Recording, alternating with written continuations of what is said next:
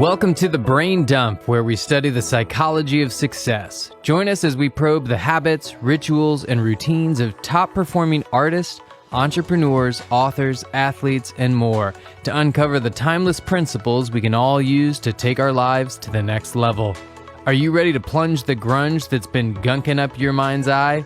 Great, then let's get to it. Welcome to The Brain Dump. This is the podcast where we study the psychology of success. And today we have a very special guest, don't we, Austin? Yeah, the best looking man in podcasting and coaching, Tyler Chesser. Yeah, I got the face for podcasting. That's what they say. I appreciate that, man. It's got a face for the radio. Yeah, exactly. No, it's a pleasure to be with you guys, man. How you guys doing? Doing good, man. So Anthony, you don't know this story, so I'll tell it just because I have to thank this man. So I've been thinking about doing a podcast, whatever. It didn't have a name at the point for 2 years. And I met Tyler at Best Conference Ever in February of last year through Evan Holiday. And Tyler and me were talking the whole day at the conference. And he's like, dude, if you've ever thought about it, like just fucking start it. And and so we started throwing around titles, and I'm texting my buddy who's a podcaster at the time, and he starts throwing around titles. And then I was like, screw it, like, let's do it. And so Tyler was like the first interview on the podcast. He kind of brained the idea, and now we're 160 episodes in 9 months. And, it's crazy. Like literally we got home from Best Conference Ever and I interviewed him like a week later. So so the fact that we're even here right now is actually because of this man. Dude, that's badass, man. I appreciate that story. I honestly, all I did was unleash you, man. You knew the answer. Mm-hmm. You knew the answer, but you just needed an extra nudge, which sometimes we need that, right? So I appreciate you sharing that. Well, let's stay here. I want to talk about this because this is interesting where, if we're talking about the psychology of success and like what gets people to where they are right now, it can be a really convoluted chain of events. But you said something there, Austin, where it was just like, just do it. If you've been thinking about it, just do it. But what is holding people back from just doing it? Well, I want to answer that on a separate token. This is the same way I got sober. So my ex-business partner said, if you've ever been thinking about stopping drinking, just do it. Just try. And so that was what predicated I think I can do this. So that started the chain of events that started 26 days of being sober. Then I had a drink. I waited 30 days and then went from cold turkey to 2 years and a month now. So it was kind of that same concept in two separate different instances. Just try it, right? And get past your fears. Yeah. And I think it is. I mean, the other thing that I see is it's really important with who you surround yourself with, right? And obviously there's all of these pieces of information that are coming at us on a daily basis. And I was just having a conversation with a coaching client right before this is we've got to guard the gates of our mind, because what makes it into our mind is what is planted, and that, is likely reaped, right? We reap what we sow, whether it's good or bad, right? It's like what Earl Nightingale said. If you plant nightshade, you're going to get nightshade. If you plant corn, you're going to get corn. So what is it? Who is it around you that is supporting sort of your future self? Or is it someone that's, pulling you back to your lower self? Or, because we all have both of those, identities within us. We have the superhero, the supervillain. And so are the people that you're surrounding yourself with giving you an inspiring future or an inspiring vision, or supporting your inspiring vision? Or are they holding you back? Or they, because we all have limiting beliefs. It's just a matter of, do we believe them or not, right? Do we give them power over us? And so I think it's powerful to spend your time with great people like this, listen to podcasts like this, because what you plant, you will reap, right? It will grow. So anyway, I'm rambling. This reminds me. Go ahead. Yeah, it reminds me of the Tony Robbins idea. I think I was listening to him just the other day talk about this, where if your worst enemy came up and put sugar in your coffee, what's the worst that's going to happen? You just have some sweetened coffee, right? But if your best friend comes and he puts just like a drop of strychnine in your coffee, what's going to happen? It's going to kill you, right? And so you have to stand guard at the gate of your mind, the coffee being the gate of your mind, because, it could be your worst enemy coming. It could be your best friend coming. You don't necessarily know where it's coming from, but you have to be careful about what you're letting into there, which then gets to the question of like, how do you find these people that are going to be putting sugar into your coffee. I guess if sugar is the thing that you want, sugar is kind of a poison in and of itself. So maybe that's not what you want. Well, I think, go ahead. Well, I think at the end of the day, what's interesting, right, is those same friends that support you and are a springboard for you, as my mentor did 2 weeks ago, have to kick your ass too. But here's the deal. You have to be self-aware enough and love yourself enough to not take it to heart and understand that they are that those, let's say, kind words, they're not really kind, they're tough words, mean the best for you. And he said, listen, I had a mentor come to me 3 years ago who's worth $500 million say this exact same thing to me, and it changed my life. And I've sat with that conversation that he gave me 3 weeks ago for 3 weeks every day. Am I doing what he say I'm doing? Yes, I am. And so, but I'm not taking it to heart and saying, fuck, I'm not in the victim mentality, right? So yeah, and what would your future self say, right? If you can tap into your future self at any moment, right? You can say, hey, is this advice serving my future self? Because sometimes advice that is serving your future self, which ultimately, if we can make decisions based on your future self, then we can make empowering decisions for our life, for our future, and all these things. But sometimes those are not comfortable, right? And another thing, you mentioned Tony Robbins. Another thing that Tony Robbins says is the more discomfort and the more uncertainty you can comfortably deal with, the more successful you're going to be. And, it's like, all right, well, what do we mean by successful, right? Well, success is different for everyone, right? Earl Nightingale, again, said that success is the, progressive realization of a worthy ideal. And to me, that makes a lot of sense, right? It's, hey, what do I want to create? Because we're all different. We all have different talents. And I want to surround myself. And I've learned this over time. At first, I'm like, all right, I'm going to defend myself if anyone gives me constructive criticism, or if anyone says, hey, here's some feedback. I really like to see you do X, Y, and Z better. At first, you're like fight or flight. Like, what do you mean? You're attacking my identity. But we've got to get out of that. And for me, it's been meditation. It's been, recognizing my own internal voice and how that voice then perhaps triggers certain emotions, and then separating that internal voice from me and saying, hey, I'm the observer of that thought, to the same with other people and telling people, hey, I appreciate you. I appreciate that feedback. I really appreciate that help, because now I can grow. Right. And it's the same with ourselves, our conversation with ourselves. So anyway, I love it.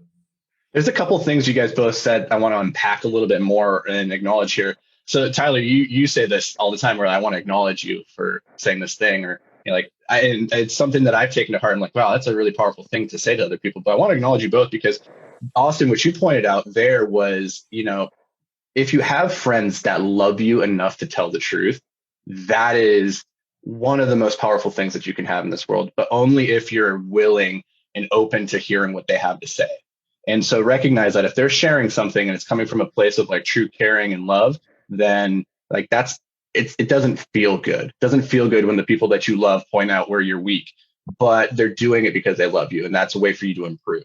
And so you can't just like go into fight or flight, like Tyler's saying. You have to kind of emotionally distance yourself. I think meditation's a really great way of doing that. And then this idea of like, what would future you say?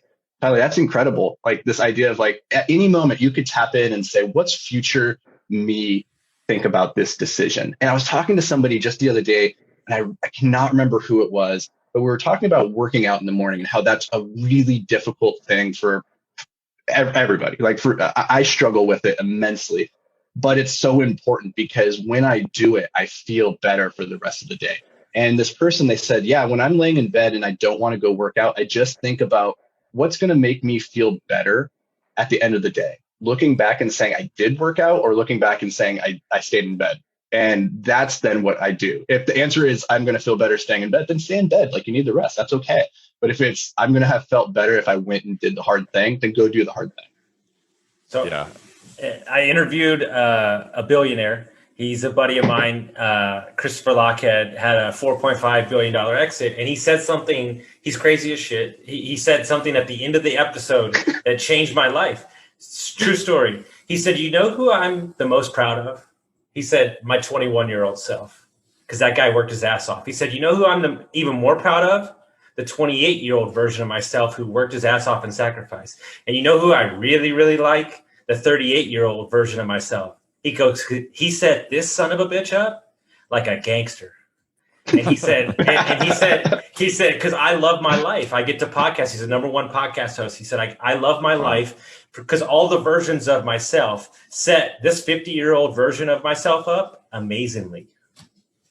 I'll tell you what, one of the philosophies, maybe we talk about philosophy that I love, and I don't know who said this. I think, Anthony, you and I may have talked about this at one time, but it's such an important quote and distinction, is that easy choices equal a hard life, right? Yep. Hard choices equal an easy life. So the question is, do you want it now or you want it later, right? Do you want to compound the difficulties, or do you want to go through it, face your fear, and make things better, make things easier? Because is it our estimation of the fear, or is it the event itself, right? Is it because you're talking about working out, right? This morning I had to do a high intensity interval training workout. Did I want to do it? Hell no. Are you kidding me? That is the worst. It's a beast.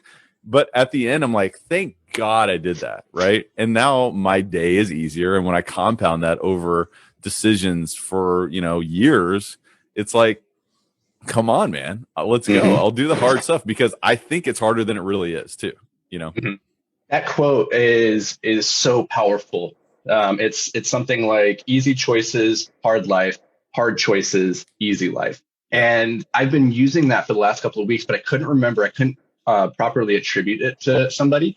And I was talking to my girlfriend, Janie, about it. And we both heard it for the first time on a road trip to Colorado last year. And the person is Jersey Gregory. Yes. And he wrote this book called, he wrote a couple books. This is called Happy Body Virtues. And then he also has another one just called The Happy Body. He's this Polish weightlifting champion. And I just want to give him proper credit because that's one of the most on point quotes. If you could wake up every single day and have one quote like pinned to the front of your mind, I think that one would do you pretty good. Yeah. And the other cool thing about it is like the choices aren't as hard once you get into the activity, the action, right? It's our estimation of it, right? Which is one of the things that I love about Marcus Aurelius and learning from, the Roman emperor, such as Marcus Aurelius or all these other philosophers, is that, the wise people of history have said, look, it's our mind. If we can win the battle over our mind, we can do so much more. And that's why I love having this type of conversation. I appreciate you guys having me on here because this is almost more important than anything else, right? If we can win this conversation, my goodness, what can we do with our life?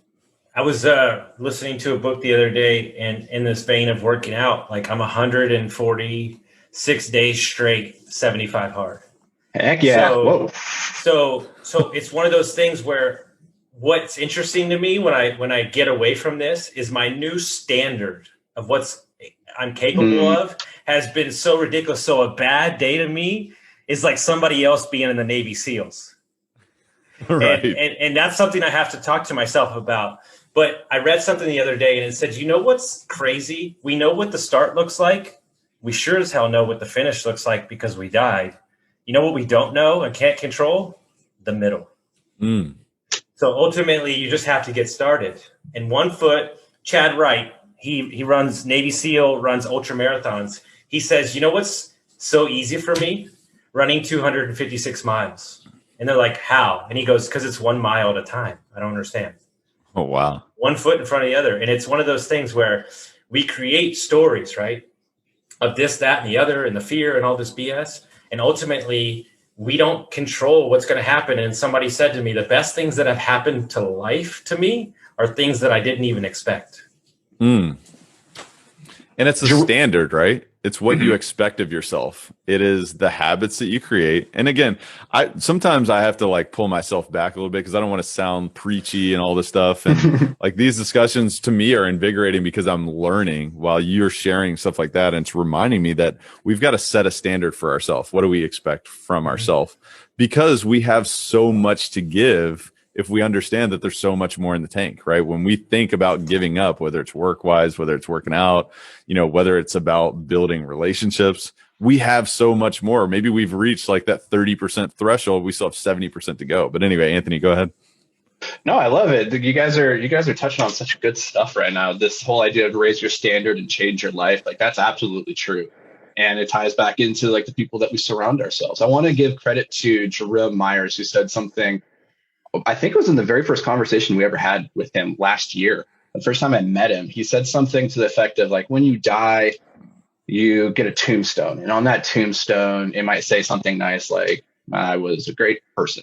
And then it's going to have the year that you were born and the year that you die. And there's going to be a dash. And in that dash is everything. It's your entire life. Your life happens in that dash. But all you get on the tombstone is a dash. That's it. He's like, and so make the most of that dash. And I was like, that's really powerful stuff. Like really thinking about like what is happening between these ends, because we know how it starts. We know how it ends.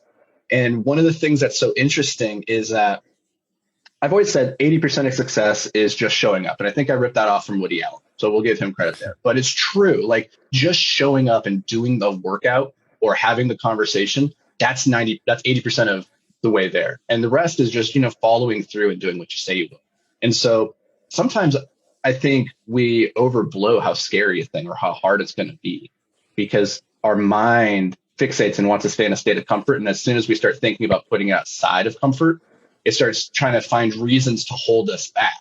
And so I think Tim Ferriss has a really interesting strategy for dealing with this, where he takes like all the worst case scenarios, he puts them out on the table and he looks at them and then he evaluates them and says, okay, if this happens, what will I do? If this happens, what will I do? And he kind of game plans. And this is helpful for life, business, relationships. Like if you're dreading doing something, really try and pull the skeleton out of the dark, because once the monster is in the light, like whenever you watch a scary movie, the scariest part of the scary movie is before you see the monster, right? It's the anticipation of what it's going to be, what it's going to look like. And once you see it for the fifth or sixth time, you're like, yeah, I mean, it's scary, but it's not as scary anymore. So first step is get that fear into the light.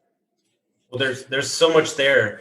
And to touch on that, the reason that people don't fix their problems, I deal with a lot of people in recovery, heroin addicts that are trying to turn their life around, is twofold. One, they believe that their story doesn't have merit because of something they told themselves. So they're not allowed access to health because, they weren't that bad. Their life wasn't that bad. Right. And that's how I lived. Right. I grew up on a country club. My dad was a doctor.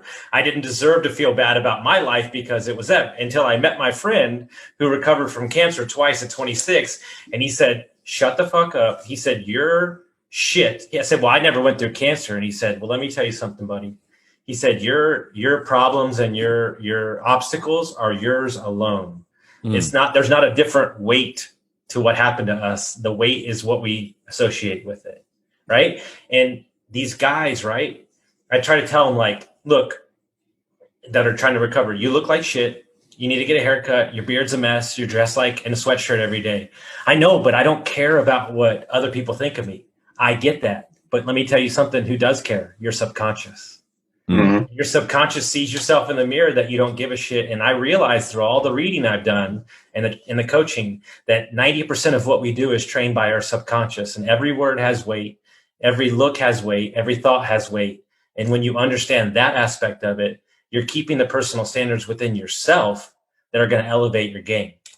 Boom. And you know what it is? At the end of the day, self-image is a cybernetic instrument. That's one that I live my life by. And I try to be conscious of that, right? We got to bring the subconscious to the conscious. It's what do we believe about ourselves? At the core, identity is the most powerful driving force in the human life, right? So what do we believe about ourselves? What do we believe about our money, right? What do we believe about our professional acumen? What do we believe about our fitness? What do we believe about our health? Because sometimes our mind can cure or create disease as well. And if you study science, if you study, some of the groundbreaking stuff that we've literally seen in science, you can see that that's true. I mean, if you guys, any of the listeners have, followed any of Dr. Joe Dispenza's work, I mean, it's unbelievable. But at the end of the day, what you believe about yourself, and a lot of this we may not be conscious of, right? Because sometimes I see people a lot where they will sabotage, their financial capacity or their own personal financial resources, or maybe even their business. And it's because their thermostat on money is set at a certain temperature, and their circumstances, let's say it's the 70-degree thermostat temperature regulation, their circumstances, they received a big windfall and now they're at 90 degrees. Well, guess what? Their cybernetic instrument, their thermostat, is going to regulate them back down to 70, whether it's, hey, I get into a lawsuit, I spend money on stupid stuff, or I just, I don't track where my money's going and things happen, you sabotage. So it's a matter of, what are we not conscious of? And let's bring that to light. Like you said, Anthony, it's, an enemy that's hiding in the darkness, is more dangerous than one that's in plain sight. So now that we have awareness of this, let's take steps and go through that fear, because the fear is never as bad as it really is in our mind. So, I mean, this stuff is so, so important. You guys are just like blowing my mind constantly with so much good stuff. It's like hard to I'm over here just taking down notes, but I'm like getting writer's cramp because there's just too many. But what you guys are saying reminds me of the idea that self-esteem is the reputation you have with yourself. And if the reputation that you have with yourself is, I dress like a slob, I don't keep my word, I don't follow through, I eat like junk, and I don't take care of my body, then you know that deep down. And you guys, you've all heard me talk about Maslow and this idea of the plus one, in the sense that we know deep down what we're capable of. We know that there's greatness in each one of us. Nobody is born into this world that thinks I'm average. That's just not how we are. We all know that there's something unique and special that we have to give to the world. And when we're not living in alignment with that stated ability, or at least moving towards it, we feel it. We feel it in discontent and unhappiness and dissatisfaction. And that's the reputation that you have with yourself. And that's why your self-esteem then struggles. So as you guys are talking about how do we change these beliefs, I'm curious for you guys. Let's get personal. Let's take it to you guys and myself as well. What are the beliefs that you have or have had that have been the hardest for you to unpack and break down and rewire? So I love that it. I deserve to be in this conversation right now. Mm-hmm. We all do.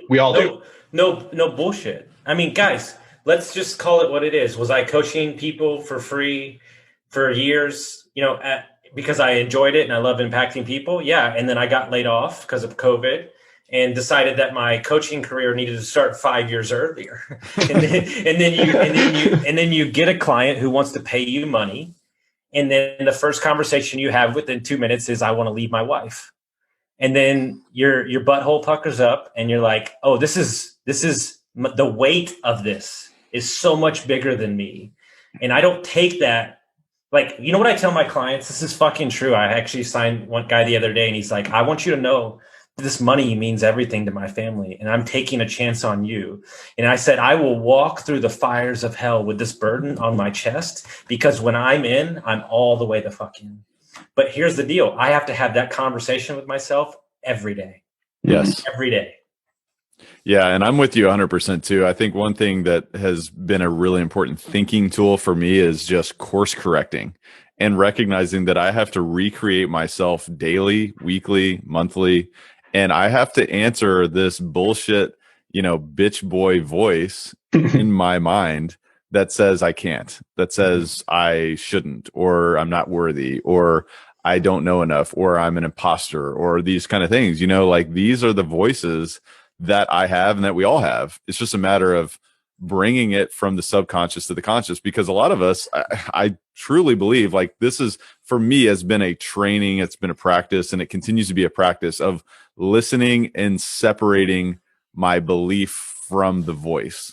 But I mean, as far as the voices and the beliefs that I've had to break free from, I mean, how long you got, bro? How long you got? I mean, one thing I'll say, like, from a money perspective, like, I came from the corporate world, right? I came from, middle management and, middle class too. Like, my background was middle class, and I heard the things, my entire life of, hey, money doesn't grow on trees, or we can't do that, we can't afford that, or, and it wasn't like we had dire circumstances. We weren't, struggling to pay the electric bill and things like that. So I do recognize that there was certainly privilege there. But those beliefs took me a long time to unlearn, and I'm still unlearning them in many ways, right? And I have to answer the thought of, hey, is money scarce, or is it abundance, or is it abundant, right? And is it unlimited, or is it limited? And so for me, it's a constant course correction of listening and questioning. But what about you, Anthony? Has there been any like major beliefs that really come to mind for you?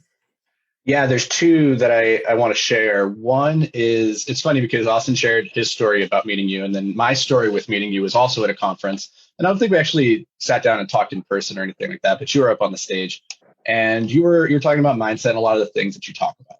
And at some point you just said something about limiting beliefs. And we all hear about limiting beliefs, and I think when we look internally and say, what is the limiting belief that I have? The ones that we point to the most easily are probably the ones that don't need to get addressed all that quickly. It's the ones that we're not even aware of, the ones that we're sheltering so deeply that we don't even know to look in that nook and cranny of our soul. And at that particular moment, you just never know when the tumbler is going to finally unlock. It's like when you're unlocking, what is it, a safe. The first 3 or 4 numbers that you put in, nothing happens. But then suddenly that 5th number goes in, the whole thing unlocks. And that's there was a moment where I just reflected on, like, what is my biggest limiting belief? And it was one that I held so closely into my chest that I had never even really thought about it or questioned it. And it was this: I'm not a people person. And I just told myself I'm introverted, I'm quiet, I like being inside my own mind, and I don't like people. I'm a kind of a curmudgeon. And so that kind of sheltered me from ever having to go out there, because I told myself, I don't need to be social. I don't need to go and rely on other people because I don't like people. And when I told myself that, it just became so ingrained. And it's very difficult to succeed in business or real estate or life in anything without people. And so it was a defense mechanism, because at the end of the day, one of my biggest fears is putting myself out there in front of other people so that they could see me. And if I tell myself I don't like people, then it protects me, because I don't have to impress you. I don't have to share anything with you, because why do I care? I don't like you.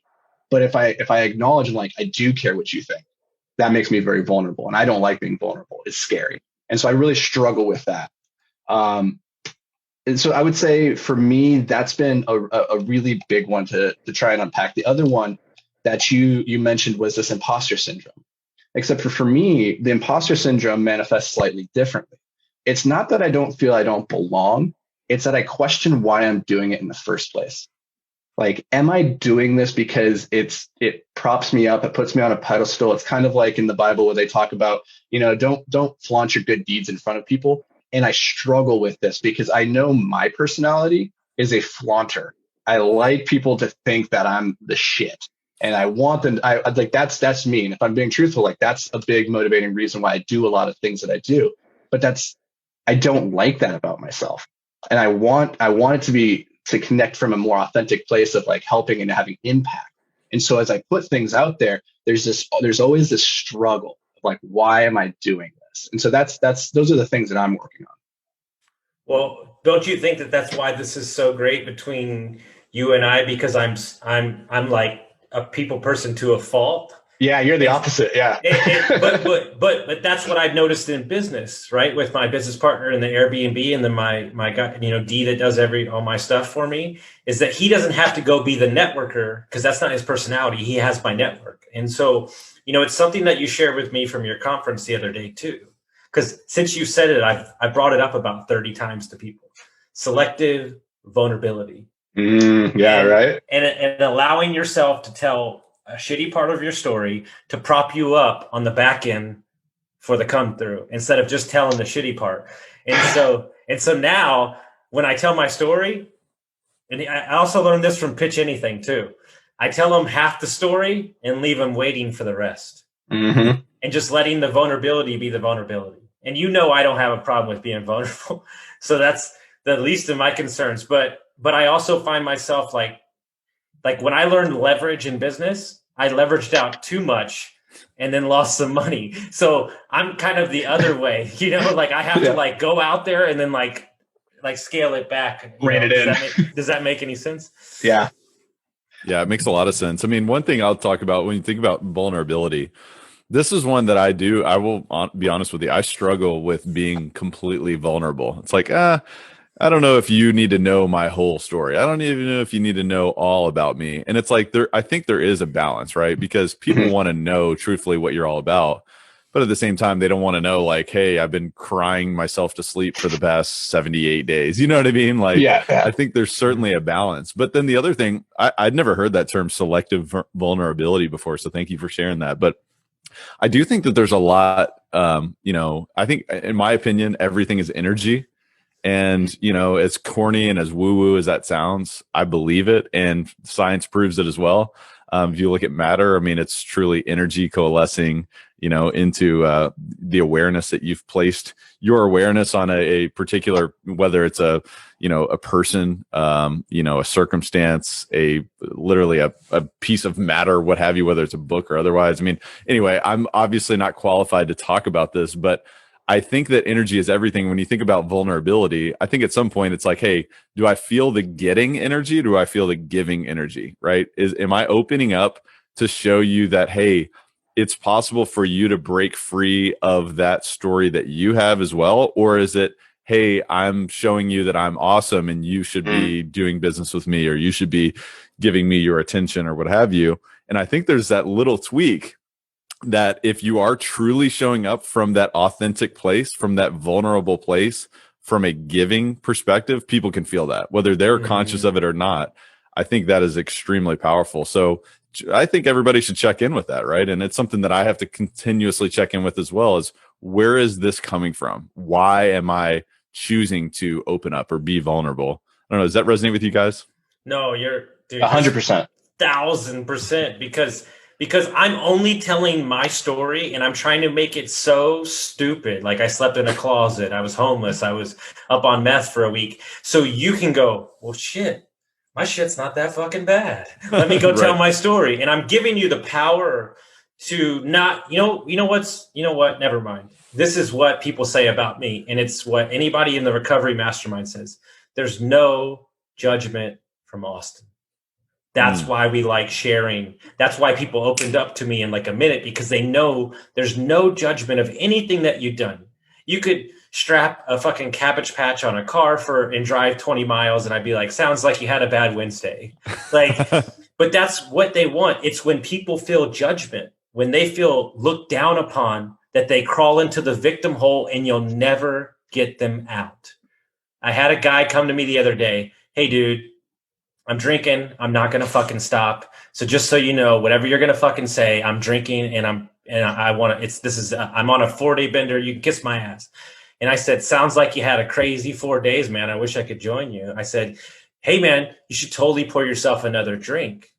Nobody thinks that that's the way to say, but when somebody's in the bunker mentality, you don't jump on top of them. You join them in the bunker.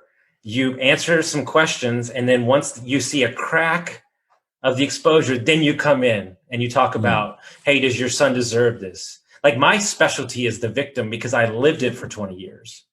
And so you cannot get into a victim mentality with somebody. You have to join them in the bunker.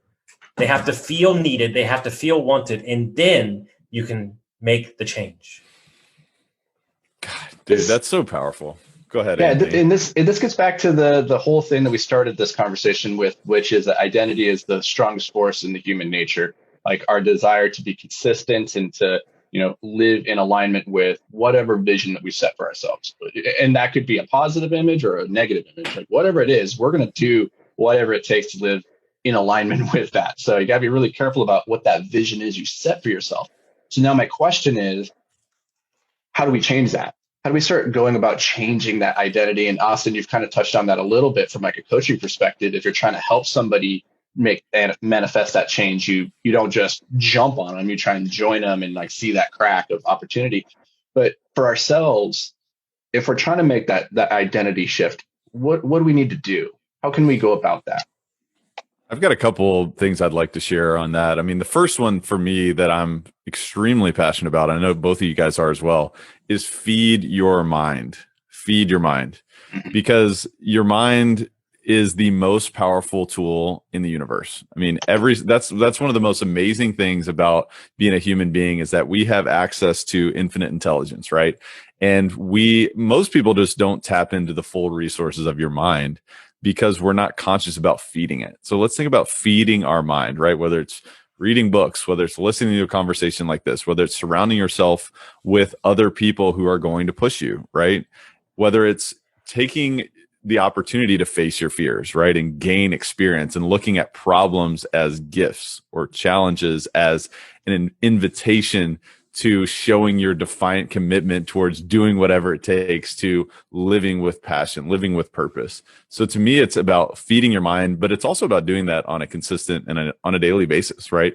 Mm-hmm. What is it that you're listening to? Are you guarding the gates? Like we talked about earlier, are we guarding the gates of your mind against those things that are saying, hey, you should be fearful, right? The world is a terrible place. It's a dangerous place. And if you leave your front door, likely all these bad things are going to happen to you. Or are you feeding your mind with, if you give yourself the opportunity, anything is possible for you, right? Because either of those can be true if you listen to it enough, if you believe it enough, if you water those seeds enough. So that's the first thing for me, is feeding your mind. And there's so many different ways you can do that. But the other piece is, like, this conversation is a perfect example. This in itself is a mastermind, right? Mm-hmm. 3 minds coming together. I mean, like, this is a very dynamic conversation. It would not be this way if we were sitting here, having a conversation with ourselves, right? It can be dynamic, but think about all the new ideas that we've all shared with each other. It's like, wow, I'm like, my paradigm is expanding and shifting.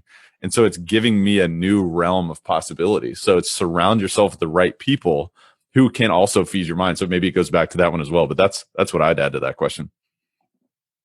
I love it. Austin, what do you got, Austin? How can we go about changing our identity? What I'd like to do with everybody is, so many people in life this is just something I've adopted with my coaching clients and myself, is that I live investing my life off of a lifestyle. This is not PE class. We're not trying to get to a squat or a bench. Are you a person that adopts a healthy lifestyle? And so what do I mean by that? Everybody wants the program, right? What program? 75 hard is going to get me. All these stupid programs. I got to wear the right shoes to the gym. I got to wear the right pants. Listen, stop. You're the program. There's no program. If you walked 10 minutes a day to a positive book and you did that for 30 days straight, I guarantee you your life will be better. But we want to create these ridiculous goals instead of saying, can you move your body? So this is what I do. The basic breakdown of a human being when you're stepping into this, and I'll just use like a coaching client or myself as a thing. We're going to strip you down of your BS stories that you're creating. We're going to go down to 0. And then we're going to add 1 lifestyle trait every day until your new level is set up. And so I'm pretty soft in the first month. Then once I feel like you can take it mentally and you're not going to get offended, then I start beating your ass. And I pummel in this, like, we're going to hold you accountable. We're going to hold you accountable. And then you come out of this where your new standard, like, meaning I move my body 20 minutes a day, I read 10 chapters of a book, I eat healthy, becomes not something that you only do for 5 days or you only do when you're at home. You do it whether you're on the road, whether you're traveling. People ask me, hey, you didn't have water or power last week. Did you work out? Well, what the fuck do you think? Like, because that takes shoes and an outside. But we've created these constructs in our minds, like our clothes are in the drawer instead of putting our shoes and workout gear out, because we want to self-sabotage. So we have an excuse to hang on to say why we didn't do it instead of just going to do it in the first place. Excuses, man. We all have one, right? So it's a matter of, do we believe that bullshit, or is our vision for our future greater than the vision of that victim mentality, right? Because we can either be, in any moment, we're either expanding or we're contracting in any moment. Literally, like, that's the choice in any decision we make. It's like, I don't know. I don't have any power right now. I don't know. It's cold. But what do you believe about yourself, right? And having that discussion, being willing to snap yourself out of the, I don't know, maybe you're in a trance, right? Maybe a lot of us are in trances. One of my best friends is a therapist. He says that we're in a trance for a very high percentage of time. So we got to snap out of it, Don't you think it's a combination of excuses and expectations? I do. I think because interesting, right? Now, just use it for context. I get a text message from my cousin the other day. He says, hey, young cousin got his heart broken. He's a high level golfer, like PGA Tour stuff. And he's Wow. been playing bad because of this girl. And so can you talk to him? Mhm. So of course I text him at 5 a.m. on my walk, and I'm like, hey brother, what's going on, man? And he's like, I'm starting to coach some things out of me. He's like, well, this girl, like, we were going to create this life together, and like she was going to be perfect for me, and like do all these things. And like I kept like coaching, I kept like pulling him closer. And then he said something, and he said, yeah, but I guess it wasn't really her. Like, I created the vision of what she was. I said, so let me get this straight. I was like, you're not actually mad at a human. You're mad at a thought of a human. And he goes, 100%. And I said, so technically, you didn't get your heart broken. You got your expectations broken. And because you got your expectations broken, she got closer to your heart.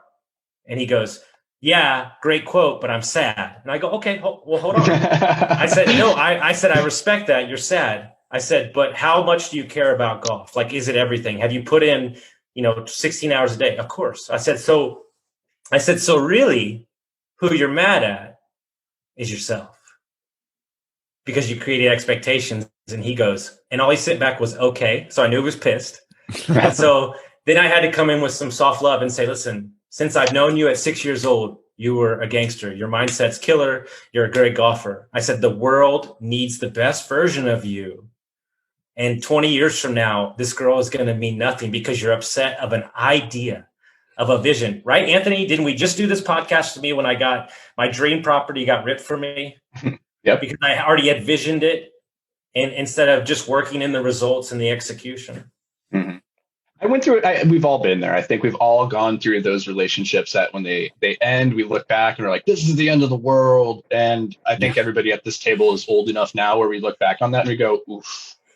You almost cringe a little bit because you're like, at the time, it felt like literally the end of the world. And I remember, pretty much every relationship I've ever had that ended until I was like 32. I look back on as it was happening. I was like, this is it. Game over. Life is over. And every time my dad was there to be like, you're going to be okay. You're going to get through it. It's not that bad. But when I was really young, like in college, I really didn't have the mindset yet or the tools to cope with breakups in particular, because like I said, like one of my big things is being vulnerable and letting people in to see me. And so when I let somebody in, like in a relationship, I'm letting them into a very vulnerable part of myself. So when it ends, I take that very, very hard, or I used to. I probably still do. But when I was in college, I still hadn't really created a system for processing that. And this one girl, she broke my heart. And my dad, he comes and he goes, he lets me mope for like a month. And then he comes to me one day and he's like, listen, you are just mopey and sad, and it is just a little bit too much to be around. So he's like, so I'm sending you away to Oregon to go for a week of snowboarding. He's like, just go away, go get in the mountains, go do this thing that you love, go use your body and just go get your mind off of it. And I was like, fine. And like mopey me, I went to the mountains, had a blast, because when you're in the mountains, you're in a beautiful nature, you're using your body, you're distracted. You come back and you're like, you know what? Like maybe it is going to be okay. Maybe there is something good in life after all. And the science proves this out. It's really interesting. Years later, I would go on to get my degrees in psychology and a master's. And one of the things that I've learned, and I found this really interesting, is the difference between end results when we ruminate versus distract. And what the science consistently proves out is that by ruminating on a negative event, we are just reliving it over and over. We're creating this never-ending spiral in our mind. And we feel like by talking it out or by thinking on it like that, we're getting closer to some kind of resolution or closure, as they say. But it doesn't really happen like that. What we need as humans when something negative really occurs is we need distance from it. We need distance to be able to look at it objectively. And so distracting ourselves for a time to give ourselves that distance is what's actually needed. And so what they showed was that, and this is, a psychological study, so it's like, generalized here, is that women tend to ruminate. They want to talk through, an emotional situation when it occurs, and men tend to distract. They're like, I don't want to deal with this. And the outcomes of distracting tend to be better than ruminating on it. And so what I would say to your cousin who's like, but I'm sad. I'm like, I get that. Let's go find something that makes you happy and get you so ingrained in that, like just get your mind off of this. And that Like it might just be a short burst and you come back and you feel sad again. Okay, go do something else that makes you happy. Go distract yourself and keep doing that until you get that distance, because distance is everything. There's a study, right? And if you talk to people that have been in the recovery space for multiple 20 years, which I have, who run centers and stuff, they've actually found that they're more able to speak and make change by going on a hike in nature than sitting in a room and talking to them. Mm-hmm. Because their defenses are down, they're distracted with the trees, the wind, and they're in a happier state. And when they're in a happier state and not being, because here's the thing, I'm about to finish Pitch Anything. When you're trying to get to somebody, as we're having this conversation, I realize like victim mentality is kind of my specialty now that I'm saying out loud because I lived it, right? But there's 3 types of brains, and the one that starts out hearing anything is the crocodile brain, where the crocodile brain is on pure instinct. So that's why an analytical conversation, or you're trying to get into somebody when you first talk to them, you're not going to get anywhere because they're shutting you out, because the crocodile brain is suspicious from the get. One thing I'll add to this is, man, you guys are awesome. By the way, this is a great conversation. And I think it's such a great, example of like a breakup, right? Because especially when you're younger, you go through this experience, it like feels like your whole world is crashing down, right? It just feels like, how could this ever happen, right? How could I have been this emotionally committed to someone and then it ends, right? But almost you look back and it's the perfect example of why problems are gifts, right? And so we need references as to different philosophies like that, right? Because on the surface, you hear the phrase problems are gifts and you think, well, yeah, I get that. I'm sure that's awesome in your self-help book, but like, bro, that's not applicable. But like, I don't know about you and maybe all the listeners, if you were to reflect back to like your first breakup and think about those feelings and then look to where you are now, or perhaps what you learned or what resulted through that maybe wasn't apparent. It's like maybe you got with someone else and you learned so much more about yourself, or you became so much more emotionally stable or strong based on that experience. And I can tell you the exact same thing happened to me. I mean, like my first breakup was like, my first like real tough breakup was like early on in college. And it was like, I couldn't think about anything other than that. You know, it was like, oh my gosh. Like I remember I had like a college job, and I remember I literally sold TVs at Sears, believe it or not, which is that kind of dates the awesome. Scenario. But I remember standing there just like moping, and like every conversation I'm having with a customer, I'm like, all I can think about is this awful life that I have. And like, I can't believe this is going on. And, you know, you were talking about, Anthony, how you went out to go snowboard. Did you go snowboarding or skiing? Yeah, snowboarding. Okay. So I just got back from skiing last week in Big Sky. And I was thinking about, like, I actually had a conversation with Stephen Kotler, who just wrote a book called The Art of Impossible. Amazing guy. I mean, New York Times bestselling author, Pulitzer Prize winner. I mean, the guy is phenomenal, but he studies peak performance, right? He studies flow. And he told me, I mean, this literally blew my mind, that human beings were designed to go big. And if you go big, first of all, there's going to be problems, right? It's going to be riddled with challenges. It's going to be riddled with, you know, hey, how committed are you to this?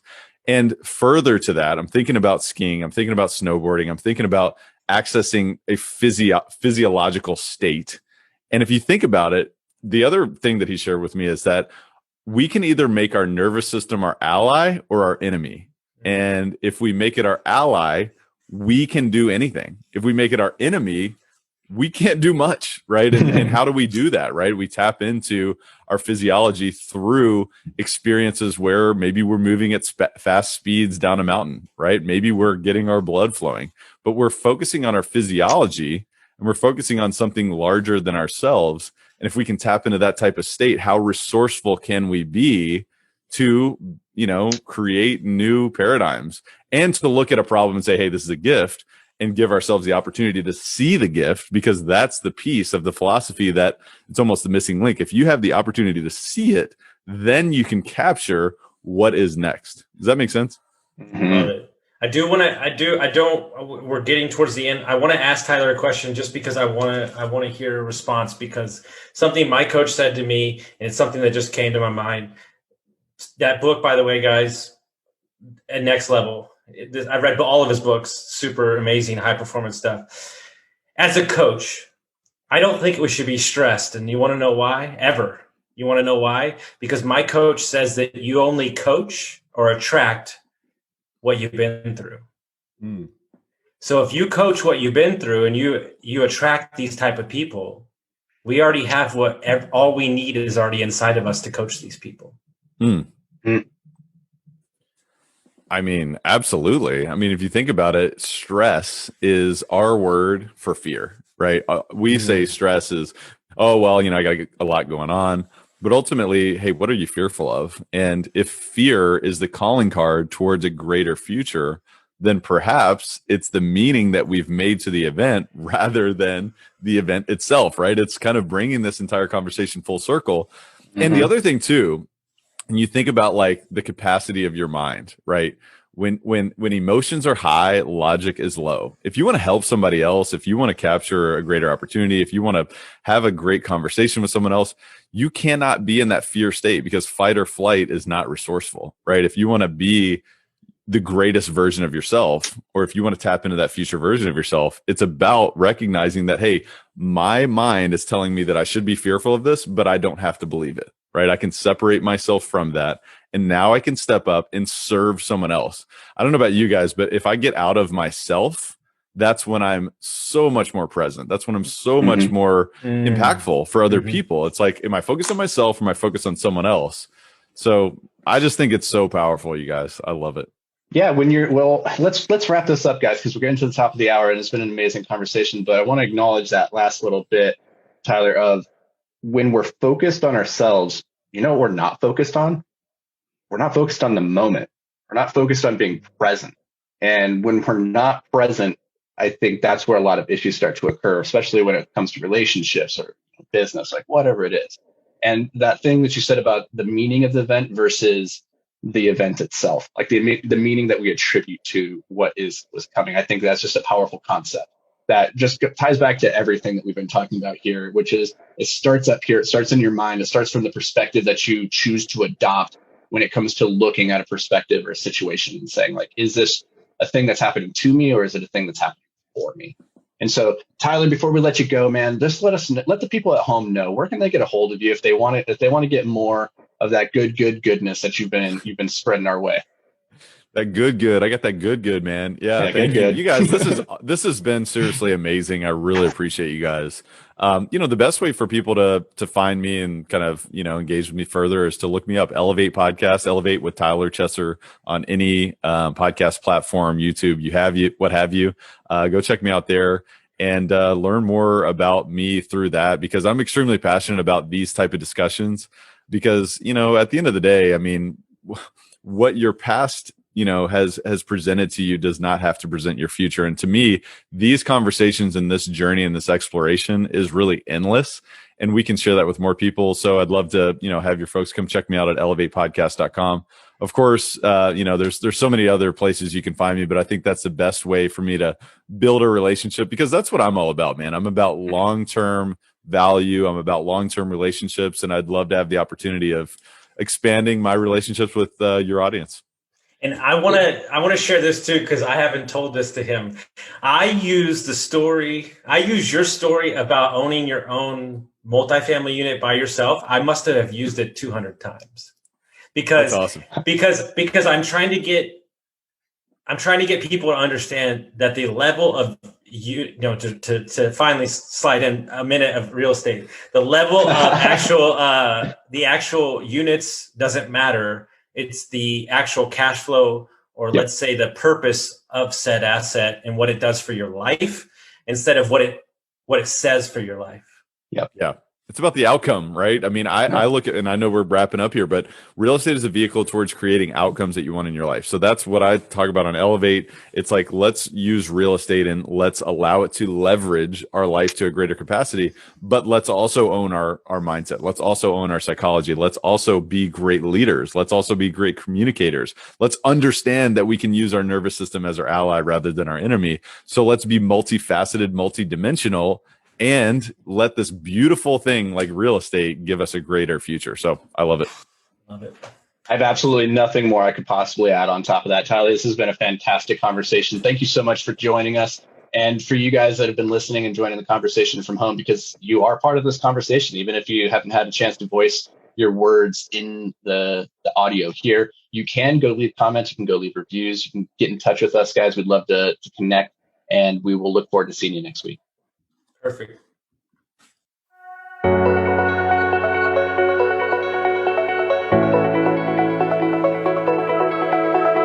Thanks for joining us here at the Brain Dump. Now, before you go, it's important to solidify what you've learned here today by taking action. If all you do is listen, then you're only going to retain a small amount of the information you consumed here today. So take a quick moment to really lock in any key insights, tidbits, or pieces of wisdom that you want to carry with you into the future.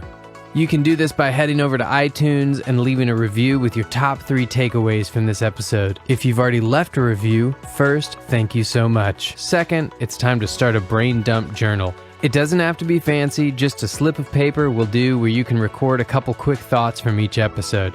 Science shows this is one of the best ways to ensure long-term retention of new information. And finally, if you've got a brother, a sister, a coworker, or a best friend that you think would benefit from this episode, do them and us a favor and share with them this episode. Your support, as always, means the world to us.